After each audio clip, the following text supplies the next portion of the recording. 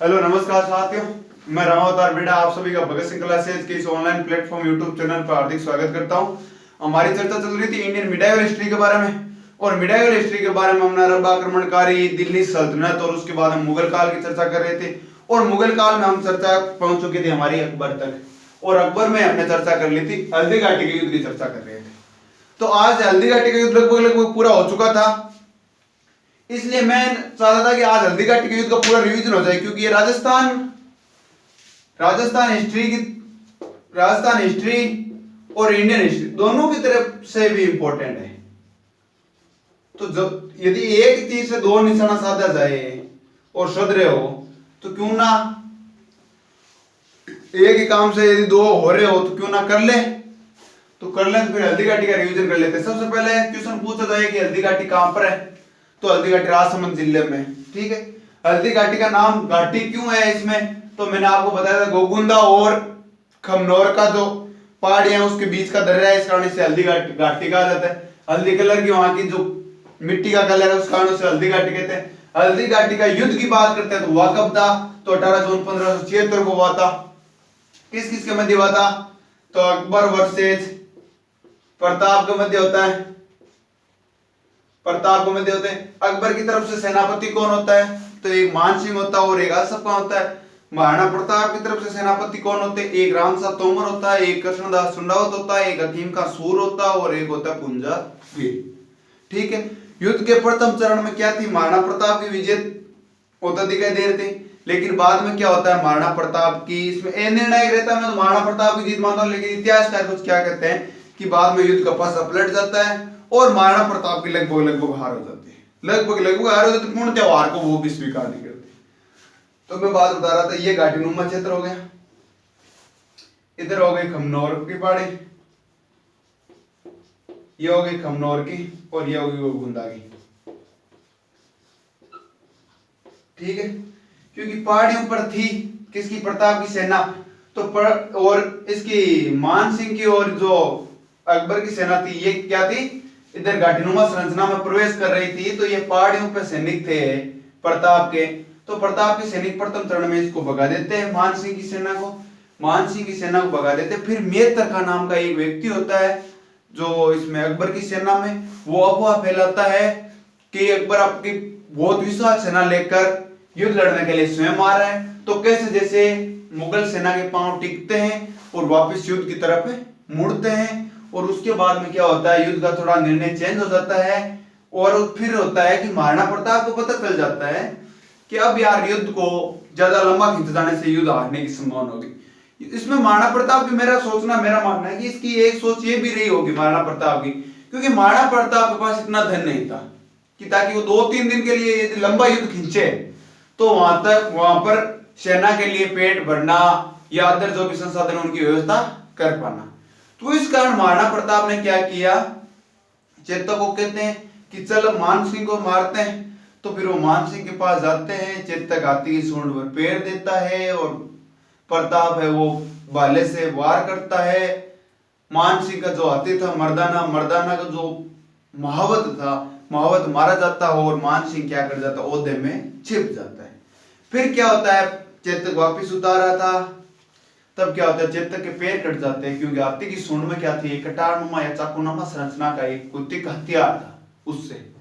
तो फिर यह पता चलता है जाला विद्या को, किसको, ये इंपॉर्टेंट हो जाता है भाई, जाला विद्या। ये बात जाला विद्या को पता चलती है, तो जाला विद्या मुगल सेना को चीरते हुए महाराणा प्रताप के पास आता है अपना घोड़ा लेकर, और महाराणा प्रताप को कहता है कि महाराणा जी आप क्या करो, युद्ध भूमि को छोड़ दीजिए, और आपके जो राज चिन्ह है, पहले हुआ क्या करता था, खानवा का युद्ध था, तब क्या होता, खानवा का युद्ध किस किस के मध्य हुआ था, बाबर के और राणा सांगा के मध्य हुआ था। कब हुआ था, 1527 में। तो उसमें क्या होता है, जब खानवा के युद्ध में महाराणा सांगा की हार होती दिखाई देती है, तो उस टाइम एक झाला अज्जा आता है, झाला अज्जा, उसका भी यदि आप याद रखना चाहो तो झाला अज्जा क्या करता है, महाराणा सांगा का जो राज चिन्ह है वो पहन लेता है, और महाराणा सांगा को वहां से युद्ध भूमि से खानवा से बाहर निकालने का कार्य करता है। लेकिन यहां पर आता है झाला विद्या, और कहीं पर आपको झाला मान भी मिल सकता है नाम, तो इसमें अपने को कंफ्यूज नहीं होना है, इसमें अपने को कंफ्यूज नहीं होना है। झाला विद्या दिखाई देते या झाला मान दिखाई देते तो वही बात है। तो झाला विद्या या झाला मान आते हैं महाराणा प्रताप के पास और उनको युद्ध भूमि से निकलने के लिए कहते हैं। तो महाराणा प्रताप एक बार के लिए झाला विद्या कहते हैं कि आप पागल हो गए हो, युद्ध तो इतना भयंकर कंडीशन में चल रहा है और आप कह रहे हो मेरे को इस युद्ध भूमि से निकल जाना चाहिए, या आप क्या सिद्ध करना चाहते हो। तो झाला विद्या इस महाराणा प्रताप से एक बात कहता है कि मैं मर जाऊंगा तो कोई फर्क नहीं पड़ेगा भाई, मैं मर जाऊंगा इस युद्ध में वीर गति को प्राप्त हो जाऊंगा तो कोई फर्क नहीं पड़ेगा, लेकिन यदि आप मर जाओगे ना इस युद्ध में, आप वीर गति को प्राप्त हो जाओगे ना, तो मेवाड़ का सूरज डूब जाएगा, मेवाड़ का सूरज डूब जाएगा। इसलिए मैं चाहता हूं कि मैं जब मर जाऊंगा तो कोई फर्क नहीं पड़ने वाला, यदि आप जीवित रहकर इस मेवाड़ को आजाद रह या स्वतंत्र रख लोगे, स्वतंत्र रख लोगे तो मेरा जो बलिदान है वो सक्सेस हो जाएगा। तो महाराणा प्रताप यहां से निकलता है, फिर गोकुंदा की तरफ चलता है। तो एक बल्लीचा गांव आता है, बल्लीचा गांव के पास में एक 20 फुट चौड़ा नाला था। और महाराणा प्रताप के कई इतिहासकार लिखते हैं कि महाराणा प्रताप के पीछे मुगलों की एक टुकड़ी भी थी। तो उस मुगलों की टुकड़ी पीछे थी, उस कारण क्या होता है, चेतक समझदार था, चेतक क्या करता है 20 फुट नाले के ऊपर आकर छलांग लगा देता है। और जब ये छलांग लगाता है इस नाले के ऊपर आकर इधर पहुंचते यहां पर मर जाता है। यहां पर चेतक उदम तोड़ देता है, चेतक वीर गति को प्राप्त हो जाता है। इस गांव का नाम था बल्लीचा। क्या नाम था? बल्लीचा। याद रखना बल्लीचा में क्या है, चेतक की छतरी बनी हुई है, बल्लीचा में चेतक की छतरी बनी हुई है। तो बल्लीचा में दम तोड़ देता है, जबकि बदायूं ऐसी इस बात की चर्चा नहीं करता है। बदायूं ने बाकायदा ये लिखता है कि हम प्रताप का पीछा इसलिए नहीं किया हमने क्योंकि हमें डर लग रहा था, प्रताप से डर लग रहा था, क्योंकि प्रताप के बारे में हमने अकबर के दरबार में रहते हुए इतनी बातें सुन ली थी कि जिसका कोई पार नहीं। फिर क्या होता, महाराणा प्रताप गोगुंदा की पहाड़ियों में चले जाते हैं और गोगुंदा में फिर आपने सुना होगा पूर्ण दोबारा राज्याभिषेक गोगुंदा की पहाड़ियों में होता है प्रताप का, वो हम आगे बात करेंगे, उसके बारे में आगे चर्चा करेंगे। तो यहां से ये तो निकल जाते हैं। अब कुछ इतिहासकार क्या कहते हैं कि अकबर जीत गया, अकबर जीता, अकबर जीता। तो भाई अकबर जीता तो बदायूं ने बाकायदा लिखा अपनी किताब में कि जब हम ये युद्ध जीत कर गए, भाई ये युद्ध लड़कर गए थे, तो अकबर ने 6 महीनों के लिए मान सिंह और आसफ खां, मान सिंह और आसफ खां अकबर के सेनापति थे, मान सिंह और आसफ खां की ड्यूटी बंद करवा दी थी। ड्यूटी को मतलब 6 महीना तक दरबार में आणु जाणु बंद करवा दियो कि को मान सिंह और आसफ खां को। तो थे कुछ समझदार हो, यदि कोई सेनापति जीत जासी युद्ध तो भी खातर भी कह लिए राजा और सलूक करेगी नहीं भाई, यदि थे जीत जाओ थे भाई थाके घर जाओ, गवर्नमेंट जॉब लाग गयो थे, आईएएस बन जाओ और फिर था घर जाओ तो थाके माइतियां कभी थाने की थे घर में बाहर निकलो, था घर में बड़नू बंद कर दियो। आ थोड़ी यदि पहले यदि यहां घटना होड़ी हुई थाने घर बाहर रह के कोई कारण तो भी वे काय कर लियो, घर का शिफ्ट कर लियो। मुझे याद आवे एक ईरा सिंगल नाम की आईएएस बड़ी, ईरा सिंगल, अब बेस तो मैंने एग्जैक्ट याद तो नहीं, लेकिन कहीं भी इनका घर का शायद ईरा सिंगल ही, एग्जैक्ट मेरे को याद नहीं, लेकिन ईरा सिंगल ही है मेरे को जहां तक याद है। इसको घर वाले घर पर एंट्री बंद कर देते हैं, लेकिन जब ये आईएएस बनती है ना तो ये कहती मैंने घर वालों को माफ कर दिया, मैंने घर वालों को माफ कर दिया कि मैंने घर वालों को वापस अपना लिया। जब ईरा सिंगल वो क्या कह रहे थे, घर वालों ने बाहर निकाल दिया था, घर में आना जाना बंद करवा दिया था ईरा सिंगल का, खाना वगैरह देने से बंद कर दिया था। लेकिन ईरा सिंगल जब यूपीएससी क्लियर करती है तो इससे पूछते हैं पत्रकार, तो कहती है कि मैंने घर वालों को माफ कर दिया। कि भाई वो घर वालों ने क्या सोच के लिया होगा फैसला वो अलग बात है। तो उसी प्रकार आप खुद समझदार हो कि मान सिंह और आसफ खां यदि युद्ध जीत कर जाते तो अकबर मेरे हिसाब से ऐसा नहीं करता, उनका 6 महीने के लिए, भाई 6 महीने के लिए क्या उन्होंने दरबार में आना जाना बंद करवा दिया, ड्यूटी बंद करवा देते, तो ऐसा नहीं होता। तो इसका मतलब ये तो कंफर्म निकला जाता है कि प्रताप भाई मेष प्रताप के या युद्ध प्रताप के पक्ष में रहा था। आप सोच सकते हो। एक बात ये है, यदि मान सिंह और आसफ खां जीत कर जाते हैं तो 1577 में शायद अक्टूबर का महीना था, अक्टूबर में क्या करता है अकबर है वो कुंभलगढ़ पर अटैक करता है। क्यों करता है कुंभलगढ़? जब ये गोकुंदा में चला जाता है महाराणा प्रताप, ये पुनः दोबारा अपना राज्य तैयार कर रहा होता है, तो तो ये अपनी राजधानी कुंभलगढ़ को बनाता है, राजधानी कुंभलगढ़ दूर है अभी, तो कुंभलगढ़ को बनाता है। तो ये कुंभलगढ़ पे अटैक करता है अक्टूबर 1577 में।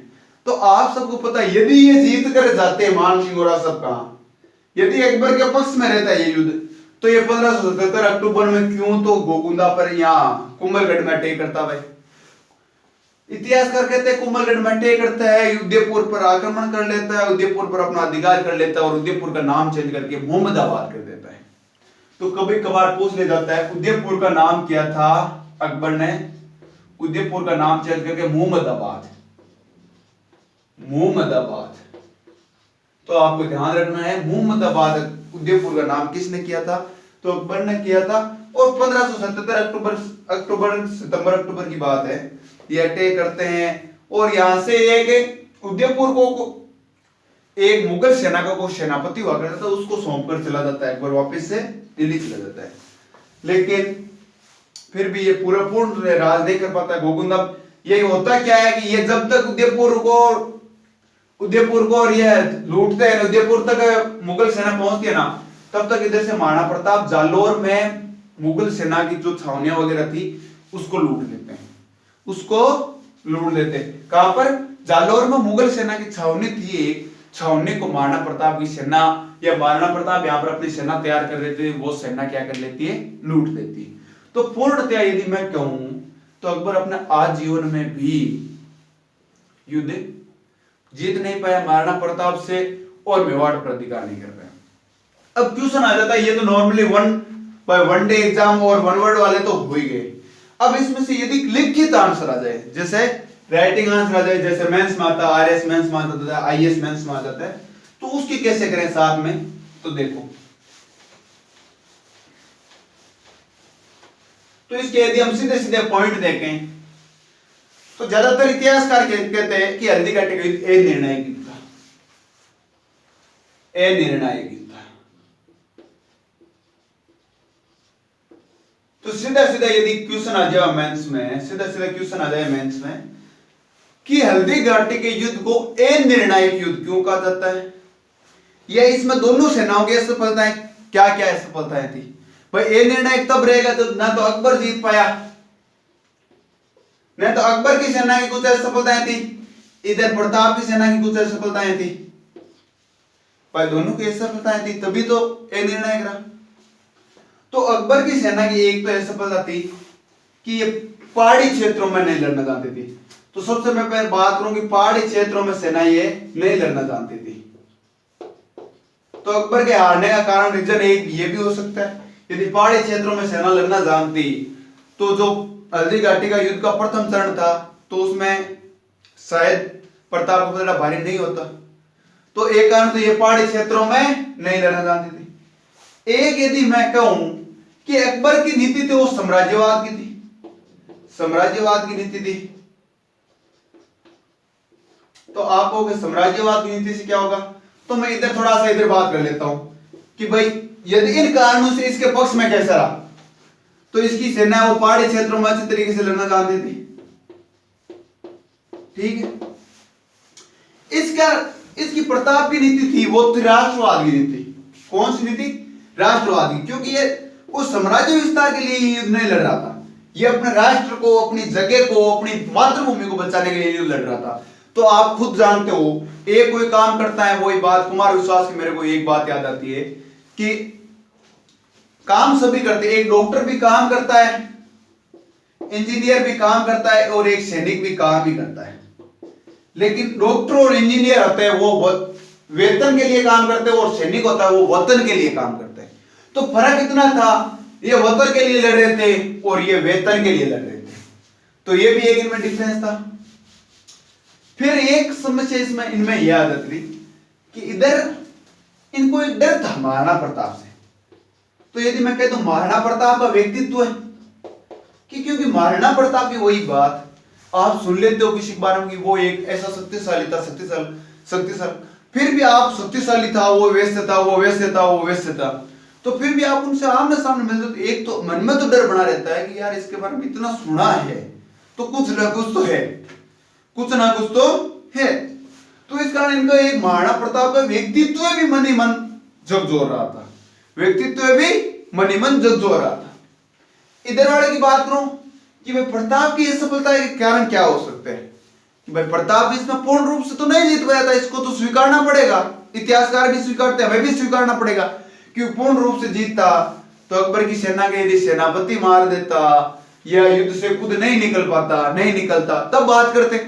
तो प्रताप का हारने का रीजन मेरे को एक ना एक लग रहा है कि सेना की कमी, भाई सेना की संख्या में कमी थी।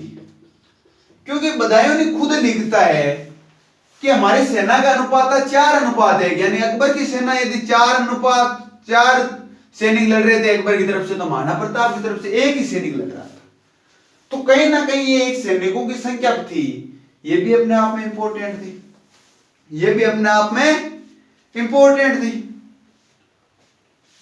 और धन के वगैरह की दो तो उस बार में कोई ज्यादा कमी वगैरह हम बात ही नहीं करेंगे। तो सीधा सीधा यदि क्वेश्चन आ जाए कि भाई हल्दी घाटी का युद्ध एक निर्णायक युद्ध रहा, इसमें प्रताप की सेना की क्या सफलताएं थी, या प्रताप की सेना और महाराणा प्रताप की तुलना, प्रताप की सेना और अकबर की सेना की तुलना कीजिए, तो आप सीधा सीधा कह सकते हो कि महाराणा पर अकबर की सेना वो पहाड़ी क्षेत्रों में लड़ना नहीं जानती थी, वो नॉर्मली क्या कौन से क्षेत्रों में, मैदानी भागों में लड़ना जानती थी, मैदानी भागों में उसका अच्छा रेस्पॉन्स था। एक अकबर है वो साम्राज्यवादी नीति के, साम्राज्यवाद विस्तार की नीति से लड़ाई कर रहा था अकबर की सेना, जबकि प्रताप की सेना वो क्या कि राष्ट्रवाद की भावना या मातृभूमि के लिए लड़ रहे थे। एक फिर बात कर लेते हैं कि अकबर की सेना का कहीं ना कहीं हारने का रीजन एक ये भी रहा कि महाराणा प्रताप का व्यक्तित्व तो उनके मन ही मन घूम रहा था। वो सोच रहे थे कि महाराणा प्रताप ऐसा कोई छोटा मोटा आदमी है नहीं, इसी कारण उनकी बहुत सी बातें सुनी हुई थी। तो इस कारण एक बात ये भी हो जाती है, और एक बात ये हो जाती है कि अकबर प्रताप का आने का पीछे का कारण ये हो सकता है कि सेना की कमी थी, सेना की कमी थी कहीं ना कहीं। और अब यदि बात करें पहाड़ी क्षेत्रों वाली हो गई, तो फिर क्या होता है लास्ट चरण, यदि हल्दी घाटी का लास्ट चरण होता तब नॉर्मल मैं बात कर रहा था, ये घाटीनुमा क्षेत्र है, तो प्रताप की सेना भी क्या आ जाती है, मैदानी भाग में आ जाती है, यहाँ पर बीच वाले क्षेत्र में आ जाती है। तो मैं यदि कहूं कि मैदानी क्षेत्र में अकबर की सेना एक निपुण सेना थी, तो वो भी गलत नहीं। तो इसलिए यदि क्वेश्चन आ जाए 50 शब्दों का, तो अपने को ये पॉइंट बनाते हुए लिख लेना है। उसके बाद में क्या होता है कि प्रताप है वो गोगुंदा की पहाड़ी में चला जाता है, फिर राज्याभिषेक होता है प्रताप का वापस, और प्रताप क्या करता है, कुंभलगढ़ को अपनी राजधानी बनाता है। किसको वापिस पूछता है कभी कभी कि जब प्रताप ने हल्दी घाटी के युद्ध के बाद में पुनः राज्याभिषेक हुआ तो अपनी राजधानी किसको बनाई, तो कुंभलगढ़ को। जब हुआ क्या था, अक्टूबर 1577 में अकबर अटैक करता है प्रताप पर, अकबर अटैक करता है प्रताप पर। तो होता है कि प्रताप को पता था कि प्रताप इतनी देर में, भाई 12 महीनों का टाइम नहीं हुआ, 12 महीनों में प्रताप ने क्या सुविधा कर लेगा। तो प्रताप को पता था कि ये कुंभलगढ़ पर अटैक करेंगे, क्योंकि अकबर को पता चल गया था कि कुंभलगढ़ है, राजधानी बना रहा है ये प्रताप। तो प्रताप वही बात टैलेंटेड बहुत ज्यादा था। तो प्रताप क्या करता है, अपने आसपास के जो भी अपनी जो जनता थी, भाई जो भी ये गोगुंदा के आसपास की जिस क्षेत्र में ये अधिकार कर रहा था उस क्षेत्र की जनता थी, उनको स्पेशल कह दिया था कि कुंभलगढ़ के आसपास कोई नहीं घूमेगा, कुंभलगढ़ के आसपास कोई नहीं रहेगा। आप कहोगे क्यों नहीं रहेगा, कि प्रताप को पता था कि अकबर की सेना वो कुंभलगढ़ पर अटैक करेगी। कहां पर करेगी, कुंभलगढ़ पर। तो एक कहने को मिलता है, इतिहास की एक बुक में मिलता है कि कुंभलगढ़ के दुर्ग के आसपास क्या था, एक गडेरिया चरा रहा था, एक चरवा था, वो क्या रहा था, भेड़े चरा रहा था। तो अकबर ने, प्रताप अपने में एक तो नियमों का अनुशासन नहीं बहुत अच्छा था, तो वो क्या करता है, वो उसको मारकर एक पेड़ पर लगा देता है, ताकि क्या हो कि वहां की जनता के बीच में खौफ हो जाए। प्रताप चाहता अपने जनता के फायदे के लिए था, क्योंकि जब ये भाई अकबर की सेना कुंभलगढ़ पर अटैक करेगी तो आसपास के लोगों को नुकसान होगा। इसी कारण क्या करता है कि वो लोगों को वहां से निकालने की कोशिश करता है। और होता क्या है, जो भी कुंभलगढ़ दुर्ग में था खजाना वगैरह, उसको वो पहले से ठिकाना लगा देते हैं। अब समस्या ये कि अकबर की सेना आ जाती है और कुंभलगढ़ दुर्ग को चारों ओर से घेर लेती है, कुंभलगढ़ दुर्ग को चारों ओर से घेर लेती है।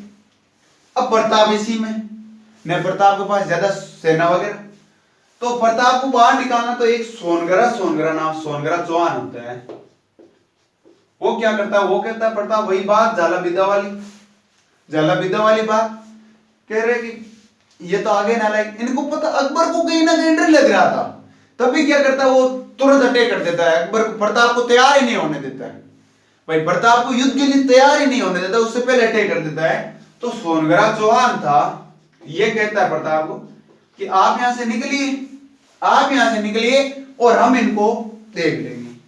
तो प्रताप सोचता है मन ही मन की ये तो ये गलत है, हर एक युद्ध से मैं भाग रहा हूं, लेकिन फिर भी क्या करता है प्रताप राष्ट्र हित में देखता है और वहां से पंडित का वेश धारण करके वहां से निकल जाता है। ठीक है, वहां से निकल जाता है और मुगल सेना को चकमा दे देता है। अब आप कहोगे चकमा देने की क्या जरूरत थी, तो कुंभलगढ़ से निकलता है, कुंभलगढ़ की चारों ओर क्या थी, मुगल सेना थी, तो इनको पंडित के रूप में ये पंडित का वेश धारण करके निकल जाता है और चकमा दे देता है। फिर मुगल अटैक करते हैं और जो भी इनमें सेना थी, प्रताप की बहुत कम सेना सैनिक थे, क्योंकि अकबर अभी तक प्रताप तैयार ही नहीं हो पाया था पूर्ण रूप से, तो उन सैनिकों को मार देते हैं जो मुगल सेना होती है वो, और फिर किले में घुसते हैं, तो किले में इनको कुछ नहीं मिलता। तो ये भी कहते हैं कि खाली दुर्ग जीता था मुगल सेना ने, तो वो कुंभलगढ़ का दुर्ग ही जीता था, इनमें इनको लूट के लिए कुछ नहीं मिला था। इसके बाद में ये क्या करते हैं, भूखे मर रहे थे मुगल सैनिक, तो ये अजमेर से क्या करते हैं, खाने वगैरह की व्यवस्था कर पाते हैं और अजमेर से राशन पानी मंगवाते हैं। ठीक है, फिर वही बात, प्रताप तो वही अपने गोगुंदा की पहाड़ी में निकाल देते, गोगुंदा में। तो होता क्या है, ये एक प्रताप ने कसम खा ली थी अब कि जब तक मैं मेवाड़ को जीत ना लूं तब तक मैं राजशाही जीवन नहीं जीऊंगा। तो एक दिन की बात, महाराणा प्रताप का बेटा हुआ करता है अमर सिंह, पूछ लिया जाता है। वैसे आप राजस्थान हिस्ट्री की प्लेलिस्ट में आप देखोगे मेवाड़ का इतिहास बहुत अच्छी तरीके से आपको पढ़ाया गया है, लेकिन फिर भी हम नॉर्मली चर्चा करें अमर सिंह। होता क्या, नॉर्मली खाना बनाया था, घास की रोटी बनाई थी। अब वनों में तो घास की रोटी बनेगी, तो घास की रोटी बनाई थी, अमर सिंह खा रहा था। उसी टाइम एक वन बिलावड़ा होता है, वो क्या करता है, अमर सिंह हाथों से रोटी छीन कर ले जाता है। तो फिर वही बात छीन कर ले जाता, तो प्रताप को दुख होता मन ही मन की, यार एक टाइम था कि 56 भोग भी अमर सिंह को खाता था, तो उनको पूछा जाता था कि कौन सा भोग परोसा है, और एक आज यहाँ पर घास की रोटी थी, वो भी इसके नसीब नहीं है। तो फिर कई इतिहासकार कहते हैं कि प्रताप ने लेटर लिखा अकबर को, और पित्थल और पाथल आपने कविता सुनी होगी, पित्थल और पाथल का गीत है जो कन्हैयालाल सेठ द्वारा बहुत अच्छे तरीके से रचित है।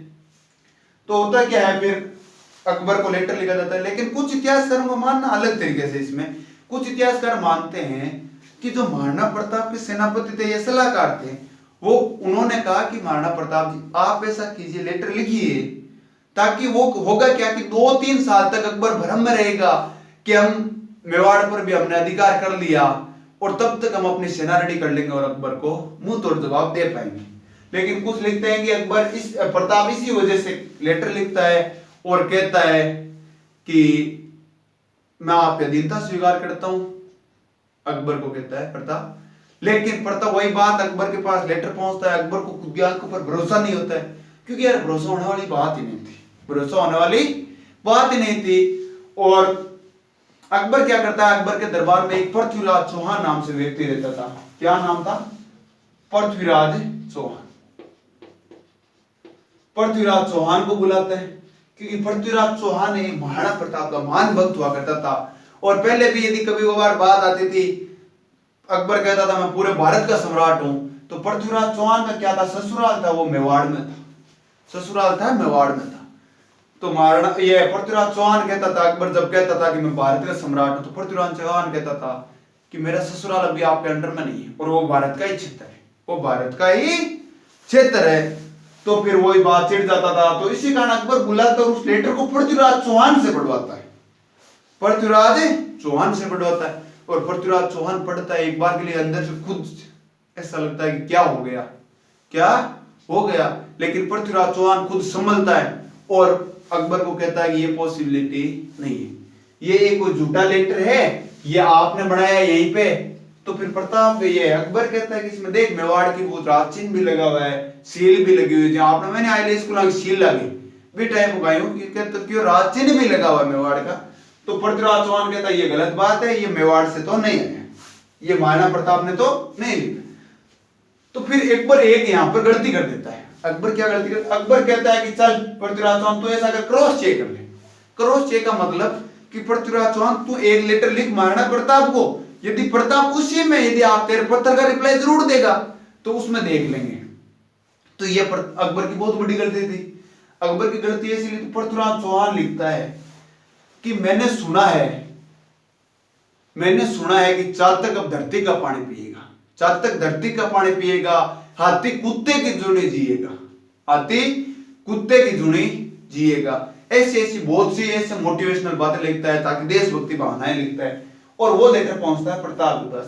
ऐसा इतिहास में, रियलिटी में इतिहासकार या कुछ कहानीकार कन्हैयालाल सेठिया है, ये लिखते हैं। ये रियलिटी में, मैं रियलिटी तो इसको नहीं मानता, कन्हैयालाल सेठिया ये रियलिटी तो नहीं होगी, लेकिन जो लिखता है वो बहुत अच्छी बातें लिखता है। क्योंकि हल्दी घाटी का युद्ध इन कहानियों की वजह से ही, जो हमारा 1857 का भारत का जो क्रांतिकारी आंदोलन हुआ था, उसमें कहीं ना कहीं ये कहानियां बहुत ज्यादा इनको मोटिवेशन किया था, ये राष्ट्रभक्ति की भावना जगाई थी इन क्रांतिकारियों के मन में। तो होता क्या है, और मैं आपको ये बात आ गई है तब बात होता, एक अभिनव भारत की संस्था हुआ करती थी, अभिनव भारत। इसका मुख्यालय था पुणे में, और इसके मुख्यालय में अपने जो विजय स्तंभ है ना, विजय स्तंभ मेवाड़ का, उसकी फोटो लगी हुई होती थी। तो अपने कहीं ना कहीं ऐसा तो ध्यान पता चल ही गया कि महाराणा प्रताप का जो जीवन था वो कहीं ना कहीं संघर्ष में भरा था। तो उस कारण क्या होता है, कन्हैयालाल सेठ ऐसी कविताएं लिखते हैं, उस कारण हमारे जो स्वतंत्रता आंदोलनकारी है उनको भी कहीं ना कहीं ये कहानियां पढ़कर, ये कविताएं पढ़कर अपना आप में देशभक्ति की भावना खून खोल उठता होगा। तो कन्हैयालाल सेठ या वो पत्र कन्हैयालाल सेठ लिखता है कि वो पत्र जब प्रताप के पास पहुंचता है तो प्रताप कहता है, प्रताप उस पत्र का जवाब देता है और कहता है कि ऐसा कुछ नहीं है पृथ्वीराज चौहान जी, आप अपने मुंह से मरोड़े हुए रखिए, मैंने ना कभी इसकी अकबर की गुलामी स्वीकार की और न ही करूंगा जीवन भर। तो फिर होता क्या है, वही बात नॉर्मल वगैरह युद्ध वगैरह हो जाता है छोटा मोटा, कोई उसमें वो अपना इंपॉर्टेंट है भी नहीं, अपना हल्दी घाटी युद्ध इंपॉर्टेंट था। और जब इतिहास की किताबों में बाकायदा मिलता है कि जब प्रताप मरा था, प्रताप वीरगति को प्राप्त हुआ था, तब अकबर रोया था। अकबर ने कहा था कि यार एक ऐसा बंदा था जो मेरे को जीते जी मेवाड़ पर अधिकार करने नहीं दिया। तो इसके लिए अपना हल्दी घाटी का युद्ध के बारे में हमने पूरी चर्चा कर ली, क्या क्या थी। अब हम हल्दी घाटी से आगे बढ़ेंगे कल। आज के लिए इतना ही। जय हिंद, जय भारत।